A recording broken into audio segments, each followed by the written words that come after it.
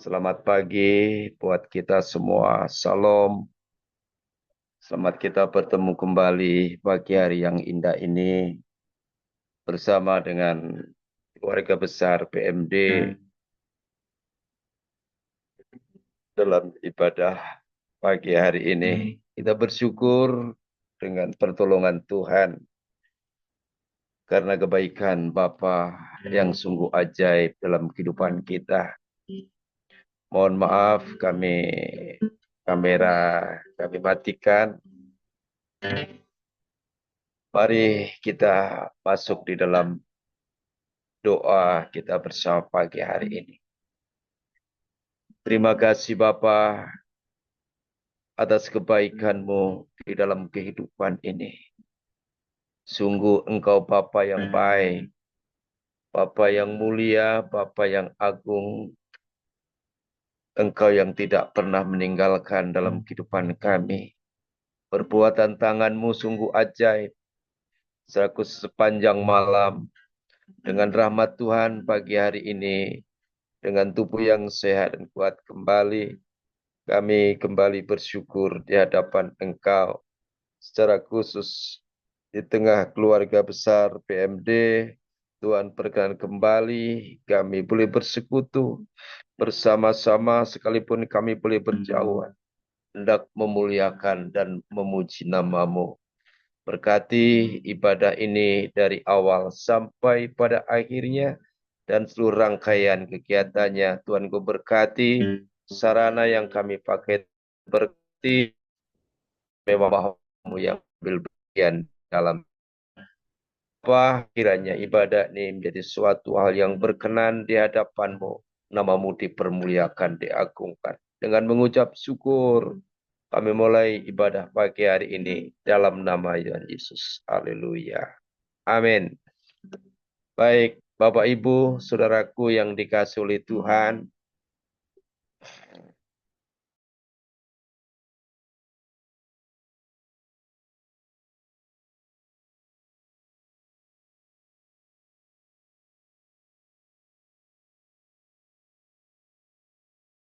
mari pagi hari ini kita lantunkan pujian. Kita ungkapkan dari hati kita yang paling dalam, yaitu mengatakan bahwa Bapa, Engkau sungguh baik. Haleluya. Bapa, Engkau sungguh baik. Kasih-Mu melimpah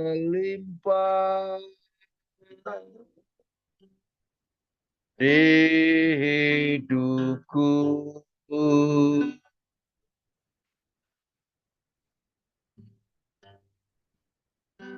Bapa,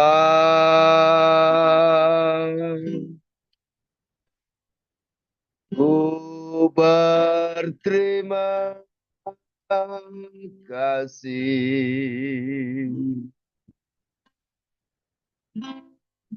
Berkat-Mu hari ini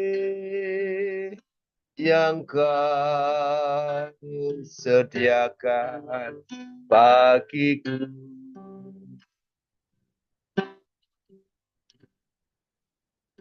Bapa,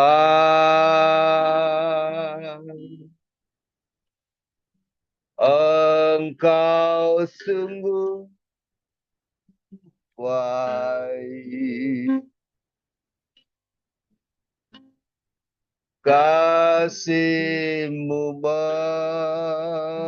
melimpah di hidupku.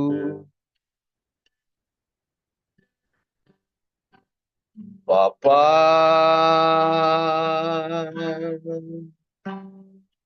ku berterima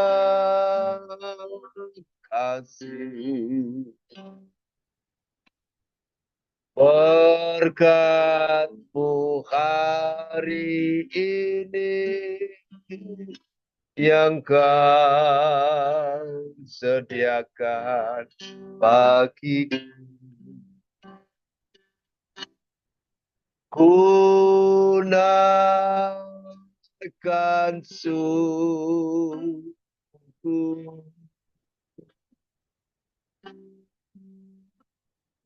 buat harian kau beri. Tak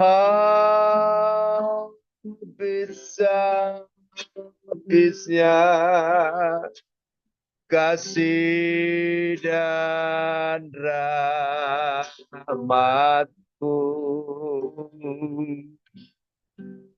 selalu baru dan tak pernah terlambat pertolonganmu. Besar setiamu di sepanjang hidupku.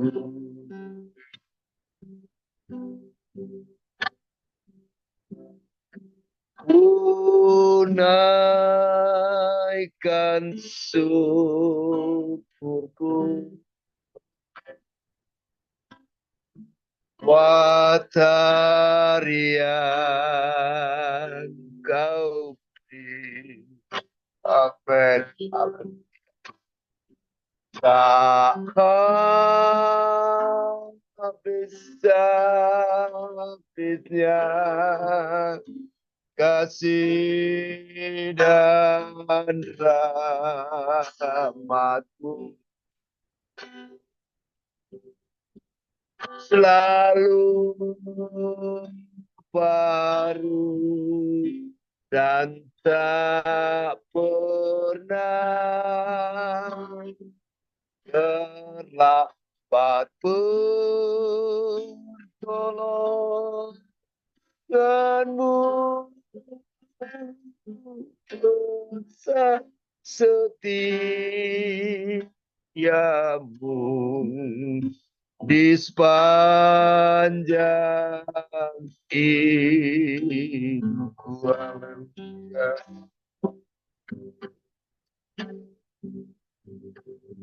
Ku naikkan syukurku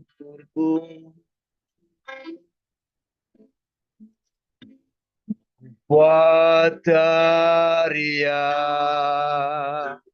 kau beri. Tak bisa habisnya kasih dan rahmatku,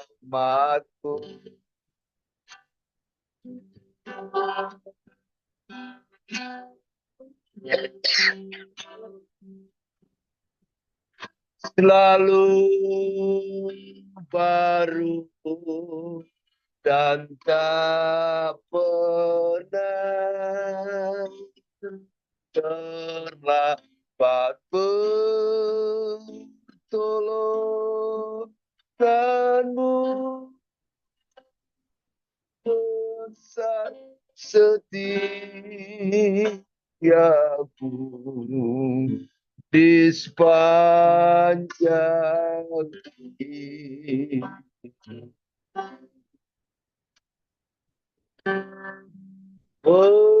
Besar setiamu di sepanjang hidupku.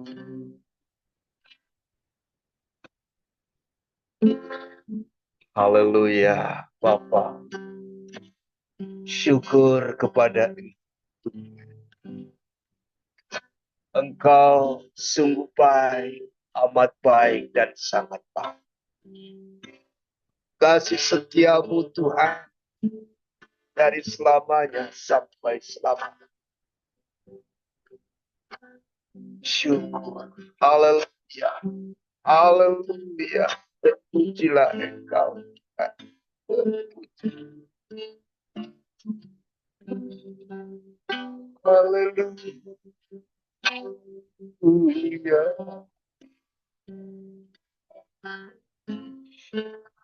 Haleluya. Yesus, Engkaulah Tuhan kami. Engkaulah Allah kami. Engkaulah penebus kami. Kemuliaan hanya bagi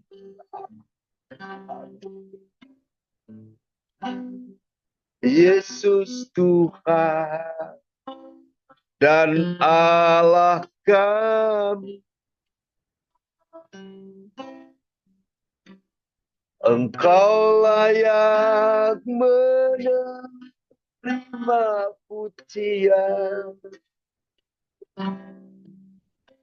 hormat dan kuasa, sebab kau telah ciptakan segalanya. Oleh karena kehendak-Mu,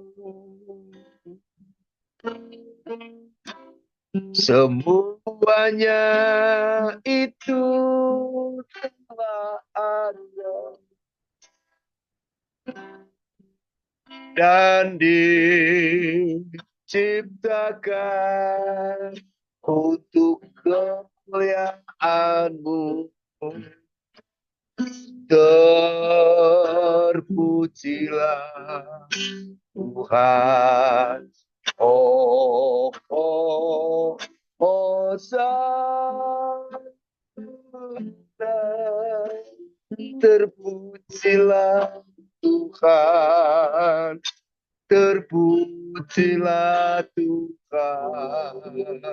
Yesus. Oh, oh, Hosana. Terpujilah Tuhan. Terpujilah Tuhan. Yesus.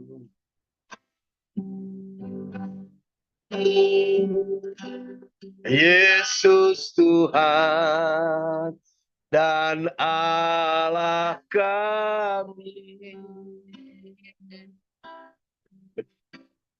Engkau layak menerima pujian,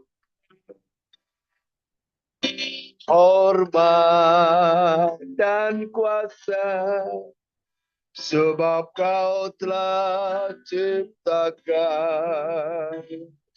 segalanya.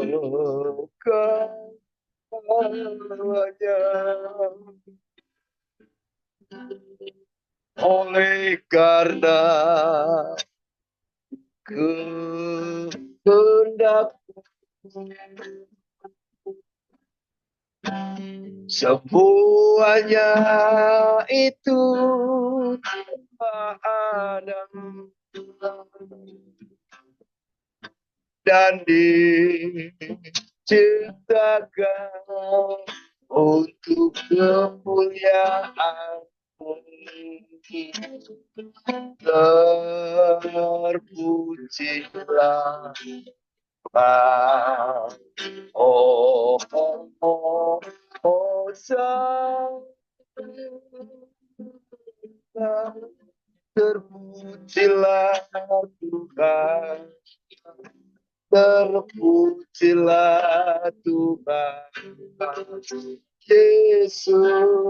Oh, oh, oh, Hosana. Terpujilah Tuhan. Terpujilah Tuhan. Yesus. Oh, oh, Hosana. Terpujilah Tuhan. Terpujilah Tuhan. Yesus. Oh, oh, oh, sang terpujilah Tuhan, terpujilah Tuhan, Yesus,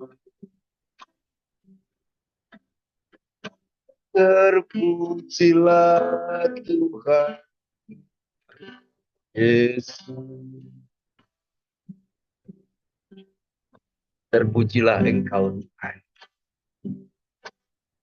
Sungguh Engkau Yesus Tuhan dan Juru Selamat kami. Haleluya. Haleluya Yesus. Terima kasih.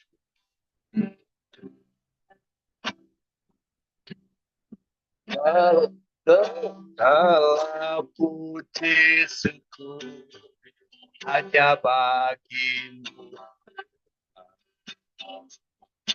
Sebab yang layak dipuja.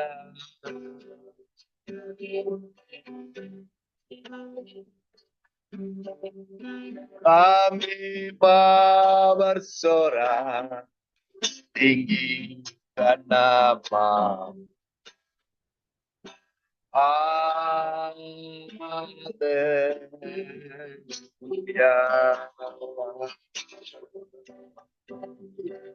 Soraklah haleluya.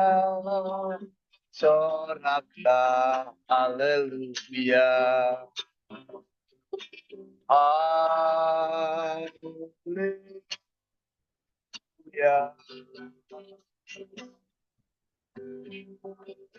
Soraklah haleluya. Soraklah haleluya. Haleluya.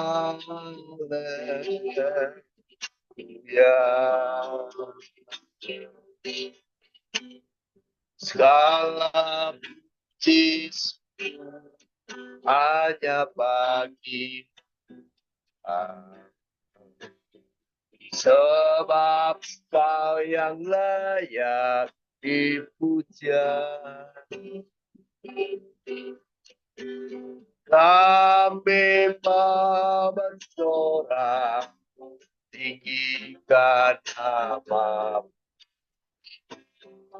Haleluya. Soraklah haleluya. Soraklah haleluya. Haleluya.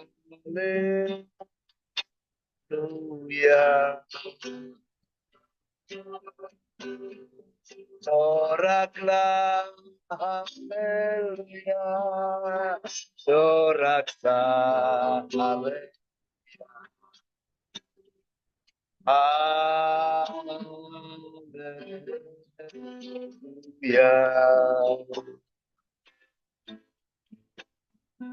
Haleluya.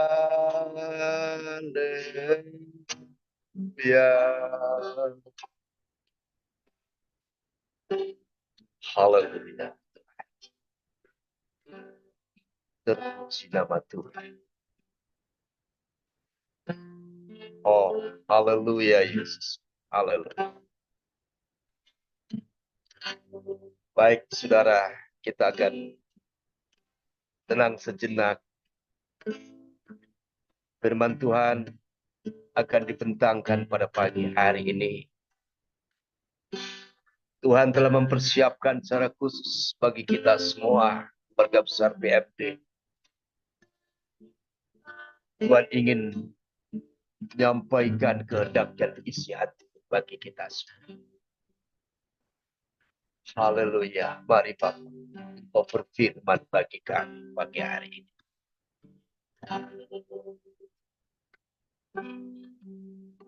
Ya, seperti air yang mengalir di hatiku, Ya, seperti air yang mengalir saat ini, Dia menjamah hatiku, juga menjamah hatimu. Dia seperti air yang mengalir.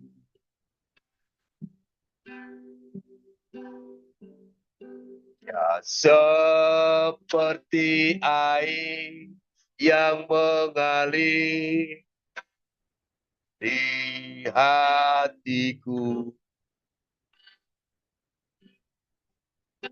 Ya, seperti air yang mengalir saat ini.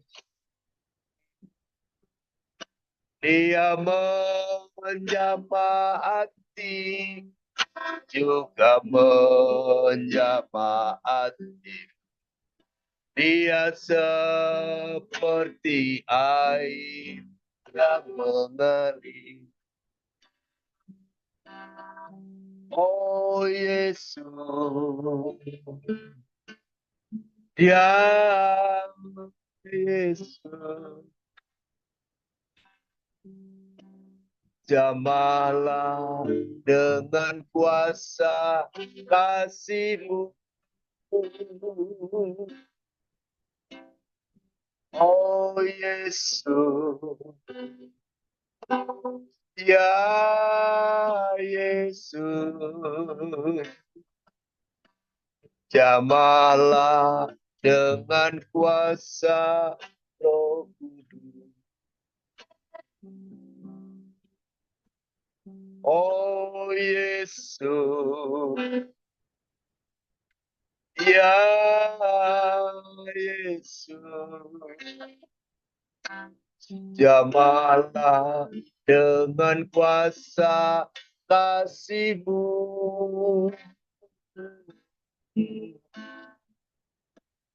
Oh Yesus,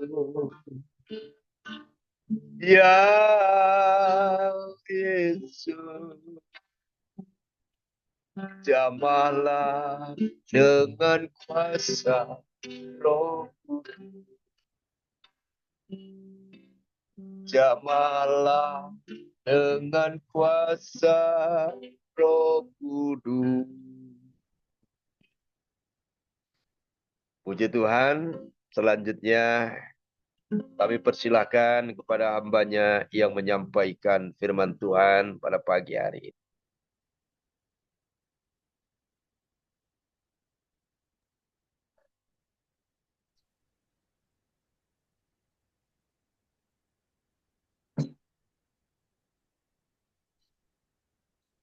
Shalom semua, shalom, selamat pagi. Salam, salam Salam Pak. Pendeta, salam selamat pagi. Puji Tuhan, Tuhan Yesus memberkati. Pertama-tama saya ucapkan selamat pagi, kita bertemu lagi dengan rekan-rekan hamba Tuhan di grup ini. Terima kasih kepada Tuhan Yesus Kristus yang sudah memberikan kesempatan yang luar biasa, di mana saya secara pribadi mendapatkan kesempatan untuk membagikan dan sharing firman Tuhan. Terima kasih untuk pengurus yang ada, yang sudah mempercayakan waktu dan kesempatan. Dan mari setiap kita yang sudah ada tergabung di aplikasi Zoom ini, kita percaya bahwa bukan kebetulan kita ada, kita berkumpul, namun pasti ada rencana dan rancangan Tuhan yang terbaik untuk semakin kita diteguhkan, dikuatkan, saling menopang, saling membangun satu dengan yang lain. Dan mari sebelum kita akan mendengarkan dan sharing firman Tuhan, saya akan berdoa. Haleluya. Bapa di dalam surga, di dalam nama Tuhan Yesus Kristus, kami datang bersyukur pagi hari ini. Sungguh hati kami dipenuhi dengan ucapan syukur oleh karena kasih anugerah berkat-Mu yang luar biasa. Terima kasih Bapa, kesempatan di mana kami boleh ada bertemu satu dengan yang lain walaupun berjauhan jarak, namun kami satu di dalam Engkau, siap menerima setiap kebenaran firman-Mu, Bapa dalam surga, biarlah pengurapan-Mu yang secara khusus terhadap hamba-Mu ini, yang terbatas adanya, biarlah Roh Kudus-Mu yang akan terus berbicara di dalam hati kami pribadi lepas pribadi. Terima kasih Bapa untuk waktu dan kesempatan yang terbaik ini. Kami taruh hidup iman pengharapan kami di dalam tangan kasih-Mu. Berbicaralah Tuhan, kami siap mendengar. Dalam nama Tuhan Yesus Kristus kami berdoa. Haleluya. Amin. Amin. Puji Tuhan, Tuhan Yesus memberkati. Pagi hari ini, kita langsung saja membuka untuk satu kebenaran firman Tuhan yang terambil di dalam Keluaran 18. Keluaran 18 ayat 13 mulai sampai 24 saya bacakan buat kita sekalian. Ya. Saya ambil dari Alkitab Terjemahan Baru edisi kedua. Keluaran 18 ayat 13 mulai, demikian firman Tuhan. Penugasan pemimpin-pemimpin. Keesokan harinya Musa duduk dan mengadili perkara di antara bangsa itu. Bangsa itu berdiri di depan Musa dari pagi sampai petang. Ketika mertua Musa melihat segala yang dilakukannya kepada bangsa itu, ia berkata, "Apa yang kau lakukan kepada bangsa itu? Mengapa engkau sendiri saja duduk mengadili, sedang seluruh bangsa itu berdiri di depanmu dari pagi sampai petang?" Musa berkata kepada mertuanya, "Sebab bangsa ini datang kepadaku untuk menanyakan petunjuk Allah. Apabila ada perkara di antara mereka, mereka datang kepadaku dan aku mengadili perkara antara sesama, antara seorang dan yang lain. Aku juga memberitahukan kepada mereka segala ketetapan dan hukum Allah." Tetapi mertua Musa menjawab, "Yang kau lakukan itu tidak baik. Engkau akan menjadi sangat lelah, baik engkau maupun bangsa yang bersamamu, sebab pekerjaan itu terlalu berat bagimu. Engkau takkan sanggup melakukannya seorang diri. Sekarang dengarkanlah perkataanku. Aku akan memberi nasihat kepadamu, dan Allah akan menyertai engkau. Jadilah perantara bagi bangsa itu di hadapan Allah, dan bawalah segala perkara mereka kepada Allah." Ayat 20, "Haruslah engkau mengajarkan kepada mereka segala ketetapan dan hukum, serta memberitahukan kepada mereka jalan yang harus dijalani dan pekerjaan yang harus dilakukan. Namun dari seluruh bangsa ini harus juga kau cari orang yang terampil dan takut akan Allah, orang yang terpercaya dan yang benci kepada suap. Tempatkanlah mereka di antara bangsa ini menjadi pemimpin 1.000 orang, pemimpin 100 orang, pemimpin 50 orang, dan pemimpin 10 orang. Mereka harus siap mengadili perkara di antara bangsa ini setiap saat. Segala perkara yang besar harus mereka bawa kepadamu, tetapi segala perkara yang kecil mereka adili sendiri. Dengan demikian, bebanmu akan lebih ringan dan mereka turut menanggungnya bersamamu. Ayat 23, "Jika engkau berbuat demikian seperti yang diperintahkan Allah kepadamu, engkau akan sanggup bertahan, bahkan semua orang ini akan pulang dengan puas." Ayat 24, Musa mendengarkan perkataan mertuanya dan melakukan segala yang dikatakannya. Amin. Sampai di sana firman Tuhan. Nah, Bapak Ibu Saudara, rekan-rekan hamba Tuhan, saya percaya kita dipanggil, kita dipilih, ya. Ada bagian yang luar biasa di mana kita boleh menjadi seorang pelayan Tuhan atau hamba Tuhan dalam berbagai bidang yang ada. Ya, mungkin ada yang gembala sidang, ada yang evangelis, ada yang guru agama, pengajar, dosen, dan lain sebagainya. Di setiap tempat yang Tuhan sudah percayakan bagi kita, saya percaya bahwa Dia mau kita menjadi pelayan-pelayan Tuhan yang efektif, pelayan-pelayan Tuhan yang jauh dari stres, pelayan-pelayan Tuhan yang berdedikasi tinggi, ya, efektif, efisien dalam menjalankan setiap tugas tanggung jawab, dan yang paling utama adalah, ya, kita mengalami berbagai sukacita di dalam pelayanan. Namun kita juga harus jujur bahwa hari-hari ini tidak sedikit para hamba Tuhan, pelayan Tuhan, ya, yang menyebut namanya pendeta, ya, pelayan Injil dan lain sebagainya, itu mengalami tekanan-tekanan yang tidak dapat dia hadapi dengan sendirinya. Nah, saya ingin mempersempit untuk konteks pembahasan kita berbicara tentang konseling Kristen, ya. Saya terlibat banyak di dalam hal konseling ini. Bapak Ibu Saudara bisa melihat juga di logo profile WA saya, ya, itu tentang pelayanan konseling. Nah, sudah lama saya melakukan ini, dan Bapak Ibu Saudara, kesempatan ini saya mau sharing, ya, bagaimana apa yang saya melakukan, dan tentunya ada hal-hal tertentu yang menjadi semacam batasan. Nah, saya secara pribadi eh, rindu untuk Bapak Ibu Saudara di dalam menjalankan khususnya pelayanan konseling atau berkaitan dengan penggembalaan kepada domba-domba atau kepada jemaat yang ada, kita mengalami namanya sukacita pelayanan atau sukacita melayani. Nah, mari kita melihat bahwa di dalam hal kita memutuskan satu masalah, atau dalam konteks sederhana ada jemaat, ada orang-orang yang kita melayani dan mereka datang kepada kita untuk meminta semacam petunjuk, meminta untuk saran dan lain sebagainya. Bapak Ibu Saudara, kita melihat bahwa terkadang ada masalah-masalah yang seakan-akan sulit terpecahkan atau berlarut-larut, ya. Masalahnya itu lagi, ya. Setelah selesai besok dia datang lagi, setelah selesai minggu depannya dia datang lagi, dan seterusnya. Nah, seringkali kita bertanya bahwa apakah firman Tuhan itu tidak ampuh, ya, atau apakah saya ini salah memberikan nasihat dan lain sebagainya. Nah, mari kita akan melihat tahapan demi tahapan yang harusnya kita lihat. Yang pertama, di dalam hal konseling, ya, saya pakai istilah seperti ini, selalu ada yang namanya hubungan yang baik, ya. Dengan terciptanya hubungan yang baik ini, maka tentu ada namanya kepercayaan, ya, sama seperti Musa dan mertuanya, ya.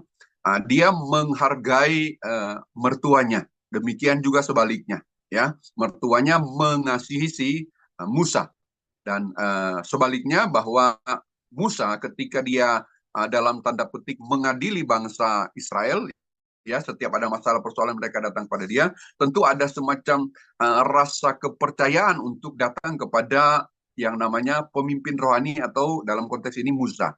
Nah, Bapak Ibu Saudara, kita tahu bahwa orang-orang yang datang kepada kita tentu adalah orang-orang yang berkaitan atau berhubungan dengan kita, baik secara langsung ataupun tidak langsung, ya. Secara langsung mungkin jemaat-jemaat yang ada yang datang langsung ke pastori atau ke rumah, tetapi yang tidak langsung, yang sering juga saya lakukan, ya, adalah melalui media online, saudara, ya.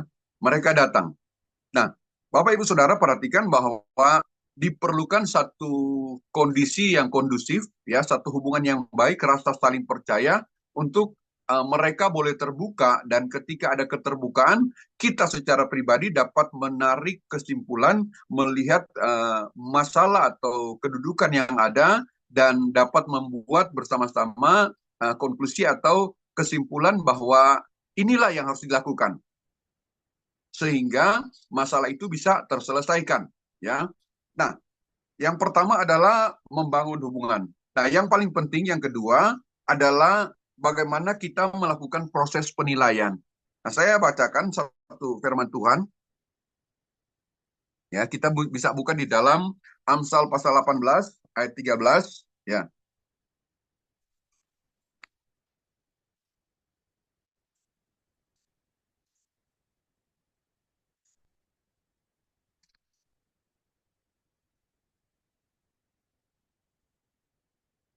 Amsal 18 ayat 13, demikian firman Tuhan, jika seseorang memberi jawab sebelum mendengar, itulah kebodohan dan celahnya, ya.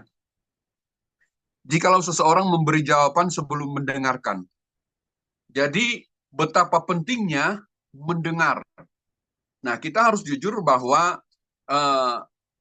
keahlian kita adalah berbicara, keahlian kita adalah berkhotbah, menyampaikan firman Tuhan. Bahkan justru boleh saya katakan bahwa sebaliknya, kelemahan kita adalah berhenti berbicara. Jadi betapa sulitnya kita mendengar. Justru kita sudah terbiasa dengan hal kita yang didengar. Nah, ini adalah persoalan bagaimana ketika ada orang-orang yang datang mau konsultasi, mau konseling, ya, mau menyampaikan masalah, dan kita cenderung berbicara lebih banyak. Mereka yang mendengar, bukan kita yang mendengar. Nah, inilah persoalannya yang yang seringkali muncul. Ya, kita harus mengakui bahwa ketika ada orang-orang yang datang, justru kita yang lebih banyak memberikan nasihat daripada mendengarkan apa yang mereka mau. Nah, Bapak Ibu Saudara, mari kita belajar dari kebenaran firman Tuhan ini. Dikatakan jikalau seseorang memberi jawab sebelum mendengar. Kadangkala ketika orang datang kita langsung berasumsi bahwa oh si A misalnya ya, mungkin dia jarang berdoa, jarang masuk gereja, jarang kelihatan di dalam persekutuan. Ya, saya harus memberikan nasihat seperti ini, saya harus memberikan nasihat seperti itu. Inilah yang sering kali terjadi di lapangan, bahwa kenyataan ya, ketika orang datang kepada kita sebagai hamba Tuhan, kita lebih cenderung memberikan ya apa yang sudah kita ketahui lebih dulu daripada mendengar keluhan mereka. Nah, inilah persoalan-persoalan yang sering muncul. Ya, bagaimana kita harusnya memberikan satu penilaian, lebih banyak kita mendengar, maka saya percaya akan lebih banyak lagi hal-hal yang bisa kita ketahui dan dapat memberikan jawaban yang tepat.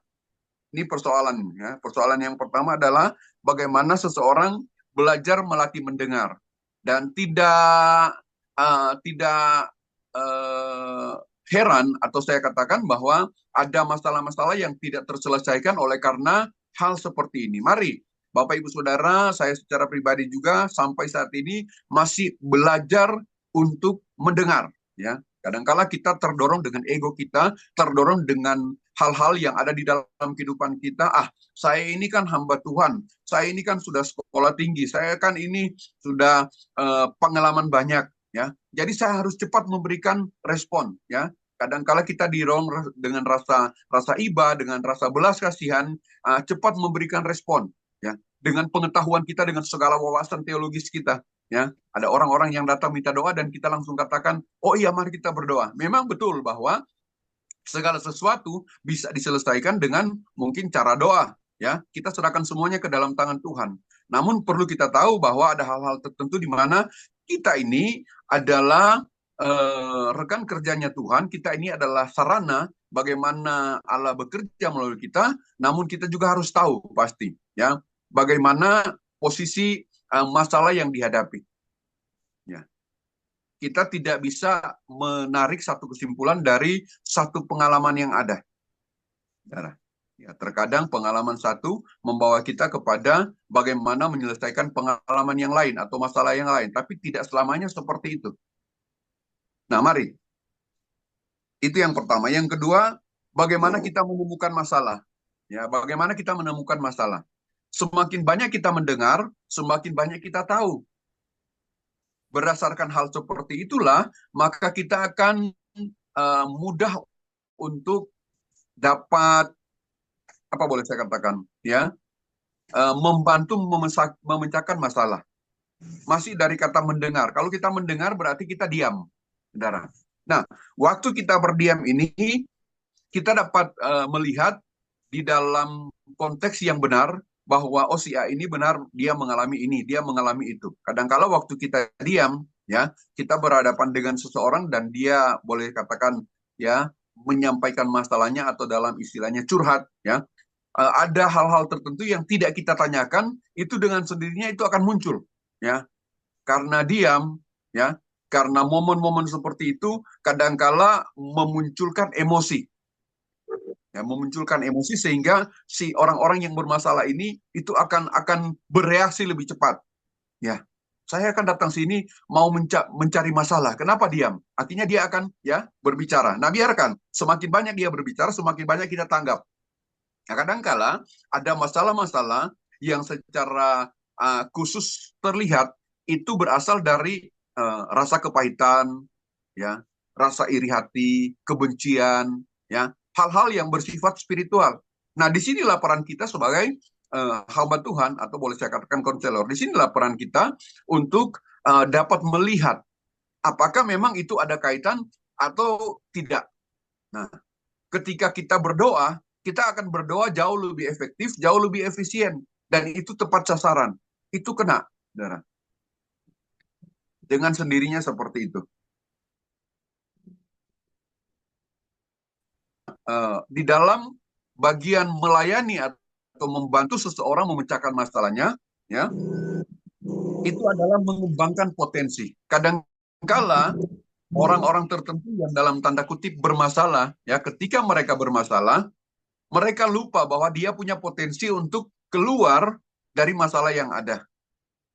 Nah, di dalam firman Tuhan yang sudah kita baca, saudara, ya Musa, dia merasa bahwa dia adalah orang yang dipilih Tuhan. Semuanya harus melalui dia. Pada kenyataannya tidak seperti itu. Ya, kalau saya boleh pakai dengan bahasa sehari-hari, bahasa kita sehari-hari, ya mungkin mertuanya bilang, Musa, kalau engkau melakukan cara-cara seperti ini, engkau akan mati muda. Ya, engkau akan stres. Dan kenyataan bahwa di dalam kehidupan kita keseharian, banyak hamba Tuhan yang mengalami tekanan, yang stres, ya, stroke, saudara, bahkan mati muda. Kenapa? Karena dia tidak mampu untuk menyelesaikan masalah-masalah yang ada, baik dari luar dan dari dalam dirinya sendiri. Nah, ini persoalan. Musa diperhadapkan kepada panggilan Tuhan, ya. Saking dia melihat kebesaran Tuhan, dia lupa dengan potensi yang ada di dalam dirinya. Sehingga Tuhan harus mengingatkan dia, ya. Musa, engkau dipilih untuk mengeluarkan bangsa Israel dari rumah perbudakan. Dan apa yang terjadi? Saudara, Allah mengingatkan kepada Musa, apa yang ada di tanganmu? Oh, tongkat. Ya, hanya tongkat. Tapi dengan tongkat itu engkau akan memimpin bangsa ini. Nah, lihatlah bahwa Musa pun ya diperhadapkan kepada keagungan Allah, diperhadapkan kepada kebesaran Allah, dia lupa bahwa dia memiliki sesuatu yang dapat Tuhan pakai. Nah, ini yang saya maksudkan, dan saya percaya firman Tuhan mengajarkan bahwa orang-orang yang bermasalah yang datang kepada kita, kadangkala diliputi dengan masalah persoalan yang ada, dia lupa bahwa dia juga masih memiliki potensi-potensi untuk bisa keluar dari masalah yang ada. Bagaimana kita mengetahui itu? Adalah dengan mendengar lebih banyak. Nah, di dalam Keluaran 18 tadi kita belajar bagaimana Musa pada akhirnya dia mendelegasikan sebagian tugas-tugasnya dan dia hanya mengontrol saja, dia hanya mendapatkan laporan-laporan yang masalah-masalah yang besar saja yang datang kepada dia, yang membutuhkan keputusan-keputusan yang besar, yang mungkin yang menyangkut orang banyak. Firman Tuhan katakan kalau masalah-masalah kecil, mereka saja yang melakukan. Nah, bukankah seperti ini yang sebaiknya dan seharusnya kita lakukan? Bahwa ketika ada masalah, ketika ada persoalan yang ada orang-orang yang membantu kita. Nah, nanti di lain waktu, lain kesempatan, kita akan membahas bagaimana kriteria dan bagaimana tindak lanjut ya untuk pendelegasian. Tapi marilah, hari ini kita akan belajar bagaimana kita secara pribadi dapat membantu orang menyelesaikan masalah persoalan yang ada. Ya, dan selanjutnya, ya, yang kedua, di dalam Amsal 15:23, ya.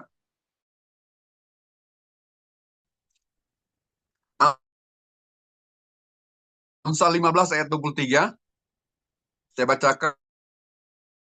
Seseorang yang bersuka cita karena jawaban yang diberikannya, dan alangkah baiknya perkataan pada waktu yang tepat. Kita boleh garis bawahi kata ini, perkataan pada waktu yang tepat. Ya, di dalam Amsal 25, ya. Amsal 25 ayat 11.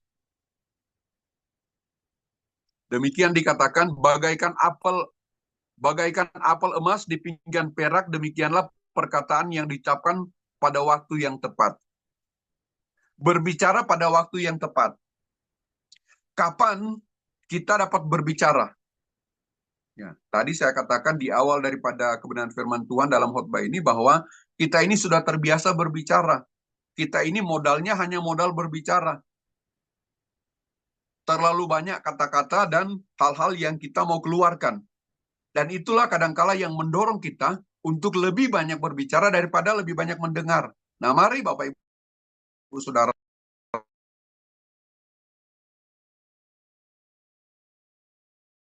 yang terjadi, ya, kita mau belajar dari kebenaran firman Tuhan ini bahwa alangkah luar biasanya perkataan yang tepat pada waktunya.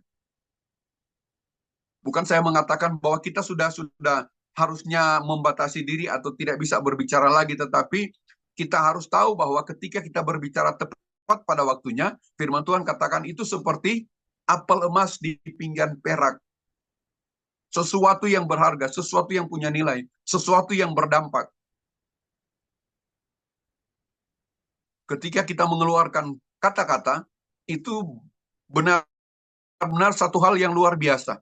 Nah, di dalam hal kita melakukan konseling, di dalam hal kita membantu sidang jemaat atau orang yang kita layani, ya, kadangkala di dalam percakapan-percakapan atau sesi-sesi percakapan yang ada, kita merasa resah, kita merasa gelisah kalau sama-sama terdiam. Jemaat atau orang yang datang berdiam diri, dan kita juga terdiam, dan kita terpancing untuk berbicara. Diperlukan ya self control atau rasa pengendalian diri untuk lebih banyak memahami. Karena kadangkala di dalam pengalaman saya juga, ketika kita berdiam, ya, disitulah sebetulnya poin-poin emas yang kita bisa dapatkan, poin-poin yang terbaik. Kita bisa melihat gerak-gerik, kita bisa melihat tingkah lakunya, kita bisa mendapatkan rasa kegelisahannya. Dan kadangkala disitulah terungkap ya masalah-masalah yang sesungguhnya. Ada orang-orang yang tiba-tiba menangis, ya. Ada orang-orang yang tiba-tiba berteriak, ada orang-orang yang ya melakukan reaksi-reaksi yang kita tidak pernah sangka. Dan kadangkala disitulah kita dapat melihat, oh ternyata dia punya rasa sakit hati, dia punya dendam, dia punya akar kepahitan. Menghubungkan hal-hal yang bersifat spiritual dengan kondisi yang terjadi. Ada orang-orang yang sakit punggungnya, ya, sering sakit kepala dan lain sebagainya. Alangkah baiknya kalau kita tidak serta-merta langsung mendoakan mereka. Tetapi di dalam sesi-sesi khusus, sesi-sesi konseling, ya, tanya jawab kita bisa mengetahui bahwa ternyata ya, orang ini dia menyimpan sesuatu. Dan kita harus jujur bahwa di dalam pelayanan gereja, di dalam pelayanan ibadah, hal-hal seperti ini jarang terbuka. Jarang terungkap. Di dalam ibadah, ya, tata ibadah yang sudah diatur, sampai kepada doa berkat, kadang-kala jemaat pulang tanpa ya mendapatkan jawaban atas masalah persoalan yang ada. Dia pulang sama, ya. Senin, Selasa sampai Sabtu begitu juga di rumahnya, ya, menghadapi masalah. Dia datang ke gereja, dia tidak menemukan masalah. Tetapi kalau ada sesi-sesi seperti ini dan kita mengetahui, ya, kita bisa memberikan jalan keluar. Karena firman Tuhan katakan, perkataan yang tepat pada waktunya. Ya, itu luar biasa sekali. Nah, Bapak Ibu Saudara, kita tahu siapa Musa. Musa adalah seorang pemimpin yang luar biasa. Dan bagaimana umurnya atau usianya, ya, dia dipanggil Tuhan 80 tahun. Dan dia melayani umat itu selama waktu yang panjang.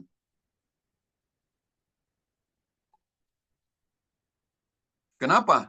Ya, kalau boleh saya pakai istilah hari ini, ya, Musa itu adalah orang yang awet muda, ya, tidak gampang stres, karena dia menerima nasihat dari mertuanya.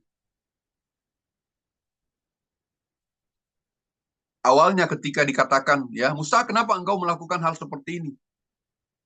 Dia merasa bahwa itu adalah tanggung jawabnya dia. Dia sulit melepas tanggung jawab. Tapi ketika dia melihat, ya, firman Tuhan katakan dia mendengar, dia melakukan. Tuhan tidak pernah memaksa kita melakukan sesuatu yang melebihi kapasitas dan kemampuan kita. Jadi saya sharing kebenaran firman Tuhan ini dengan beberapa tujuan. Yang pertama, supaya setiap hamba-hamba Tuhan, ya, tidak mengalami tekanan stres di dalam pelayanan. Kita enjoy saja. Ya.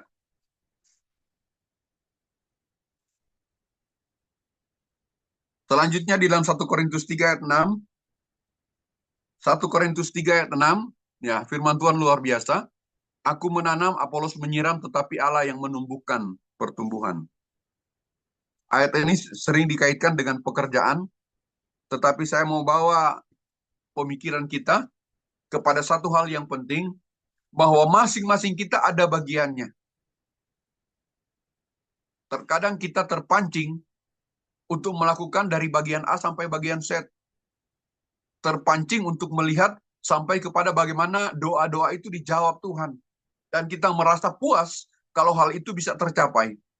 Namun tidak selamanya seperti itu, dan itulah kadangkala poin-poin tertentu yang membuat kita juga cenderung stres, tertekan, karena merasa bahwa doa kita tidak efektif, doa kita tidak dijawab, hal-hal yang kita melakukan seakan-akan sia-sia, mubasir, sementara orang lain melakukan dengan mudah saja. Mari kita pegang ayat ini. Rasul Paulus mengatakan, aku menanam, Apolos menyiram, Tuhan yang memberikan pertumbuhan. Biarlah kita menyadari panggilan dan pelayanan kita dalam segala keterbatasan yang ada. Kasih karunia Tuhan cukup bagi kita. Sehingga kita tidak memaksakan diri untuk melakukan satu hal yang bukanlah bagian kita. Ini penting. Saya sudah melihat tidak sedikit hamba-hamba Tuhan yang stres, yang hidup di dalam tekanan pelayanan.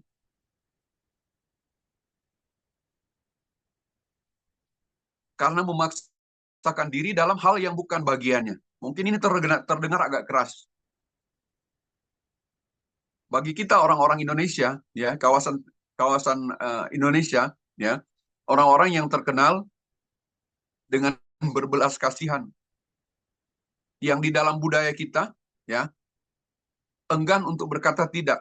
Tetapi marilah kita berani berkata tidak kepada bukan hal-hal yang bukan bagian kita. Bapak, Ibu, Saudara, rekan-rekan hamba Tuhan, saya percaya kebenaran firman Tuhan ini boleh memberkati kita sekalian, membuka sedikit wawasan yang ada, dan kita boleh sharing satu dengan yang lain, bagaimana kasih Tuhan, bagaimana kuasa Tuhan, bagaimana anugerah Tuhan yang boleh berlaku di dalam kehidupan kita. Mungkin sampai di sini firman Tuhan, kita akan lanjut nanti dengan sharing. Kita berdoa. Bapa di dalam surga, di dalam nama Tuhan Yesus Kristus, kami sungguh bersyukur saat ini oleh karena kemurahan kebaikan kasih-Mu yang luar biasa. Hamba-Mu selesai berkata-kata, namun biarlah Roh-Mu yang kudus yang akan terus berbicara di dalam hati, di dalam hidup kami. Terima kasih untuk waktu dan kesempatan yang terbaik ini. Bapa di dalam surga, kasih anugerah berkat-Mu berkelimpahan di dalam kehidupan kami. Terima kasih, kami berdoa, kami mengucap syukur, mengandalkan Engkau di dalam segala sesuatunya. Engkau terus memperbaharui hati dan hidup kami, hikmat kasih karunia-Mu Tuhan dinyatakan, sehingga memperlengkapi kami di dalam pelayanan sebagai hamba-hamba-Mu. Terima kasih Bapa, kami percayakan semuanya ke dalam tangan-Mu, dan waktu selanjutnya, terima kasih untuk segala hal yang terbaik yang Engkau berikan dalam kehidupan kami. Dalam nama Tuhan Yesus Kristus kami berdoa, kami bersyukur, haleluya. Amin.